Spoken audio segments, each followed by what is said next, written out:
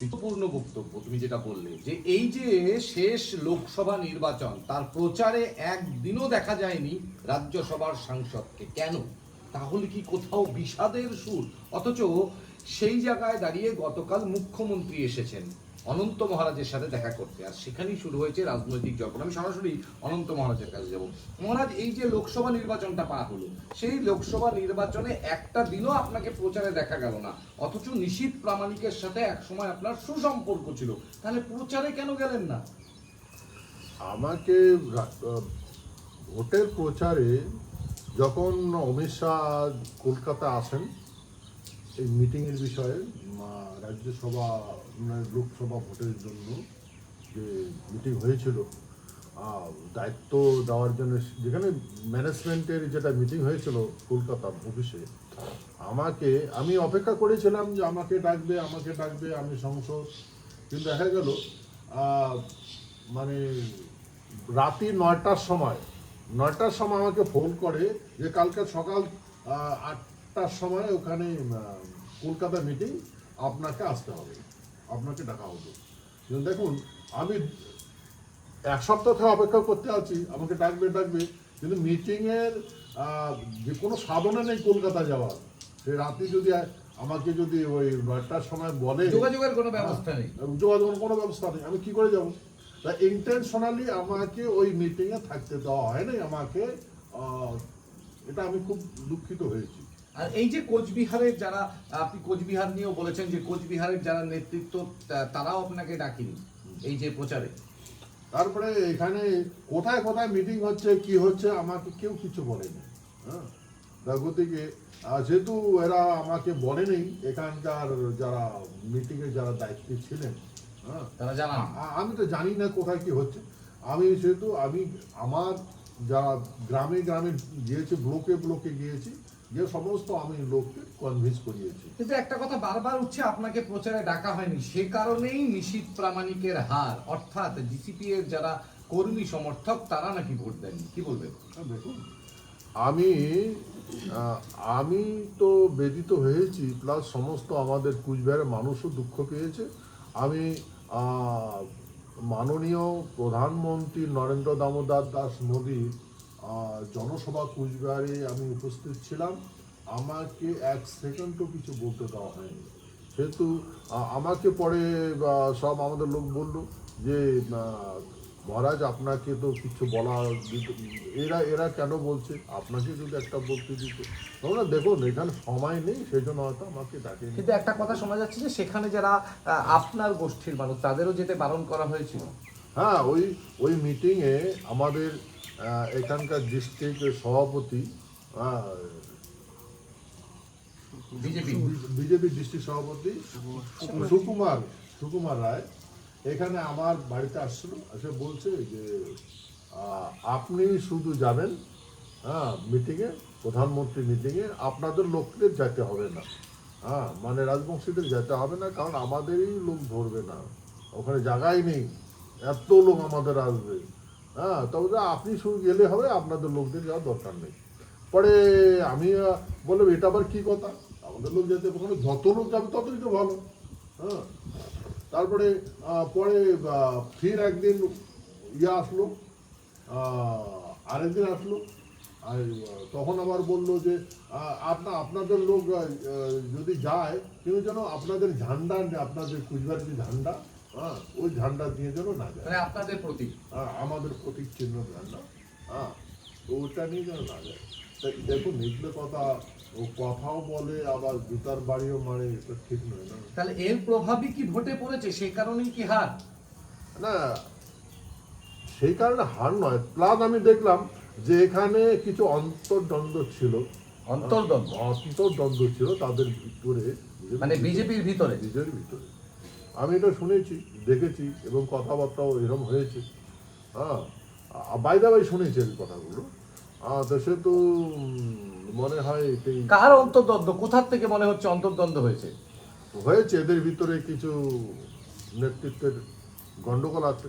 গতকাল মুখ্যমন্ত্রী এলেন, একটা বারবার কথা উঠছে যে আপনাকে গুরুত্ব দেওয়া হয়নি, সেই কারণে মুখ্যমন্ত্রী আর আপনার কাছে আসা, কারণ এবারের ভোটে যে আপনাদের যে ভোট, সেই ভোট তৃণমূলের বাক্সে গেছে, সে কারণেই মুখ্যমন্ত্রী এসেছিলেন, তা নিয়ে রাজনৈতিক জল্পনা শুরু হয়েছে, কি বলবেন? না দেখুন, এখানে আমি যেটা জানি, আমার ক্ষুদ্র ক্ষুদ্র অ্যানালিসিস যেটা বলে, এখানে দুইজনই মানে জেতার উপযুক্ত। এক হচ্ছে বিজেপি আর একটি তৃণমূল। তো যদি তৃণমূল হারে তাহলে বিজেপি জিতবে, আর যদি বিজেপি হারে তাহলে তৃণমূল জিতবে। তো এটা তো আর সবাই জানে, কথাটা তো সবাই জানে। কিন্তু কথা হলো, এই যদি আমাদের এখানে ক্যান্ডিডেট নিশীথ প্রামাণিক, হ্যাঁ, এই জিতে হেরে গেছে, তৃণমূল জিতে গেছে, এটা দুঃখিত, বড় দুঃখিত। আমি খুব ব্যথিত হয়েছি। মুখ্যমন্ত্রী আসার কি এটাই কারণ? হয়তো আমাকে উনি এরকম করে বলতে আসছে তো। কালকে তো আপনার সাথে মুখ্যমন্ত্রীর কথা হলো, তো কি বললেন? না, মুখ্যমন্ত্রী আমাকে বলছেন দেখুন, আমি তো উত্তরবঙ্গে দক্ষিণবঙ্গের থেকে বেশি বিকাশ উত্তরবঙ্গে করেছি। হ্যাঁ, বেশি বিকাশ উত্তরবঙ্গে করেছি। ওদিকে আমি এখানে পাইলাম না। আমি বললাম, আপনি যদি বিকাশ করে থাকেন তাহলে লোক তো আপনাকে জিতে দেবে। কিন্তু আপনি তো দেখলাম তো, আপনি তো পুজোর পেয়ে গেছেন। হ্যাঁ, তাহলে না না, এই সমস্ত এলাকায় এত বিকাশ করলাম।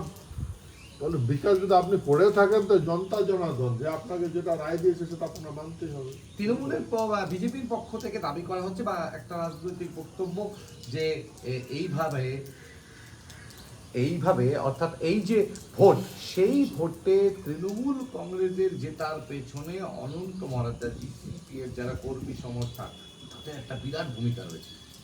তৃণমূলকে জিতার? আচ্ছা আচ্ছা, তৃণমূল আমাদের লোক কি তৃণমূলের মিটিংয়ে গেছে?